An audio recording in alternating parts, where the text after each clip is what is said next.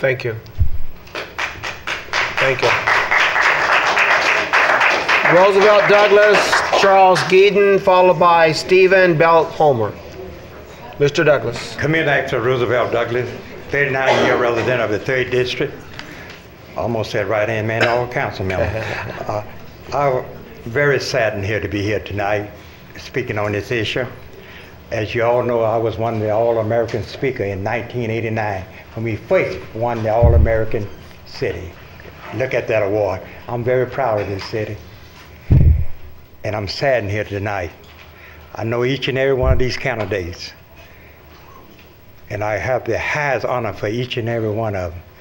I knew Chief Butts when he was a candidate in 1989.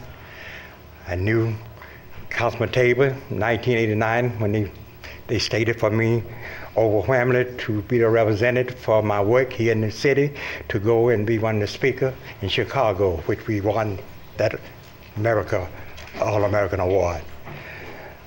I know here these candidates have spent big money. They have worked hard,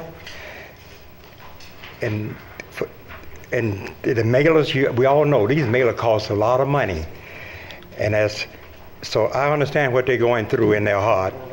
And not only that, I heard one of the speakers said, don't blame Wanda Brown. I said, don't blame our city clerk. And I says that wholehearted. And one more thing here, we have one of the most smart, intelligent city attorney in the city, and I should say in the state of California, City Attorney Mr. Carl Saunders. He's going to make a ruling here, and believe me, it's going to be, with the ruling he makes, it's going to be on the law. And so I think we're kind of jumping the gun. We wait until he makes his ruling, which I feel will be coming on shortly. And that we all will be happy, and some of us might be disappointed, but it will be on the law. And so I say, God bless Inglewood, and God bless each and every one of you all. All right, thank you. If I have your attention, I am still getting requests to speak, so if you do not have your card, you want a card to speak, be sure to see the city staff or council staff to get your card so we can recognize you. Next is Mr. Charles Geeden, followed by Stephen Belhomer and Lorraine Johnson.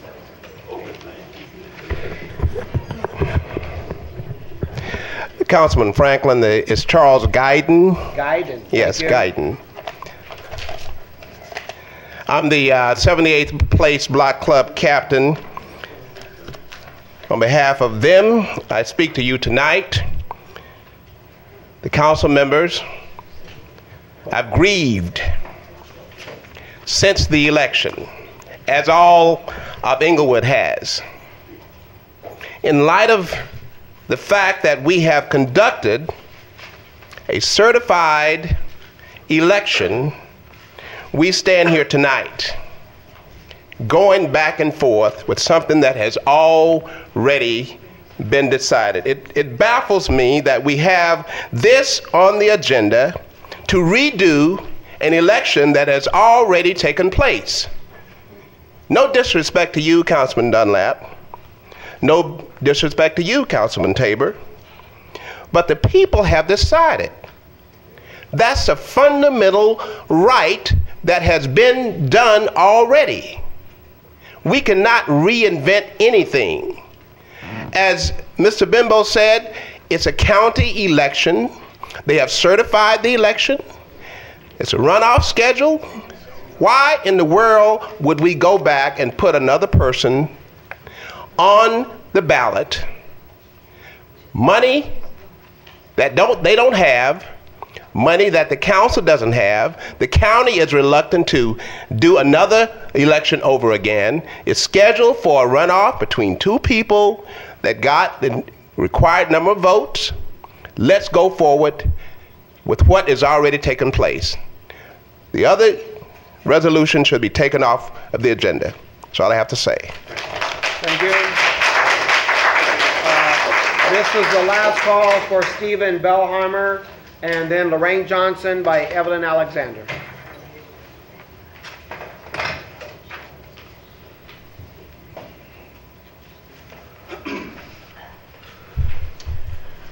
Mr. Mayor Pro Tem and members of the council. My name is Steve Bellhumer. Greetings this evening. I'm Councilman Danny Tabor's campaign manager from the primary election.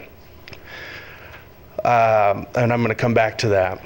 The first thing I want to say is I think some of the words used in this chamber tonight were arguably much harsher than any of the words used by any of the candidates in the actual race. Very, very disturbing to hear calls for a unity and moving forward with some of the statements that have come forward today. The issue is very clear. I had some questions about whether or not I would speak tonight, but my candidate came in first place, and I don't see that there's any conflict in that issue. We're prepared to run Mr. Butts against you in the general election. Councilwoman Judy Dunlap, we would be more than happy to run against you in the general election. The question is not about who folks would like to see in the general election. The question is, did the candidates each have the right to be on the ballot? The process is that candidates file, and it continues through an election unless it's contested. There was a contest, there was a challenge. As a result of the challenge, there was an investigation.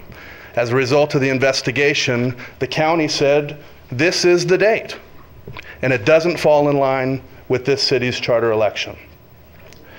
And that's the only issue. I haven't heard any question about the city clerk's report and the statements that are in it, whether or not they're factual. When I read this 50-page document, which clearly some speakers did not read, it referenced a meeting with the city clerk. It's online and available to everyone at the same moment. There's no excuse for not reading the document. It references a meeting with the city clerk, an outreach, and it mentions a request for an affidavit speaking to fact.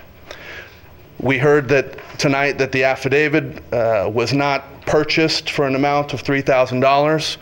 Campaigns is all I do, and $3,000 is a very small nominal cost for an election. You pay the fee, you turn in your affidavit, and then there are subsequent steps that follow, which would probably end up in Mr. Butts being on the August 17th election. The item that has not come up today is that affidavit must be turned in under penalty of perjury. Please. And that is the issue. Please turn in the affidavit. Please pay the cost if that's what it is. Join the fight, follow the process, but that's what it is. And our issue is now, because it's under penalty of perjury. Thank you very much. Thank you very much. Penalty of perjury. All right. Lorraine Johnson, followed by Evan Alexander, and I think it's Isaac Asimbi. Okay. Lorraine Johnson. Good evening, Mayor Pro Tem and Council. My name is Lorraine Johnson, former councilwoman representing the 4th District that Mike Stevens alluded to, and candidate for mayor in this June 8th election.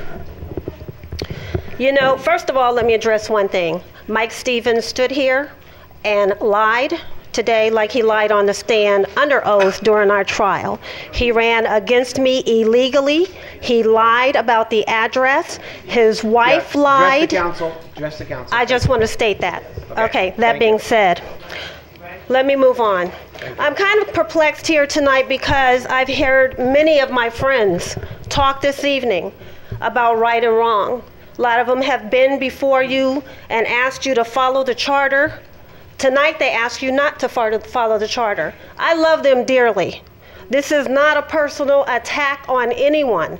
I ran in this election. You want to talk about disenfranchised? I'm disenfranchised. You want to talk about somebody's votes? My votes are gone. Not only are my votes gone, every single candidate that ran in this election spent money. And you know what? I like Mr. Butts. We've talked, it's nothing personal. How dare anybody come into my city and try to disenfranchise us and fool us with an illegal election once again. I am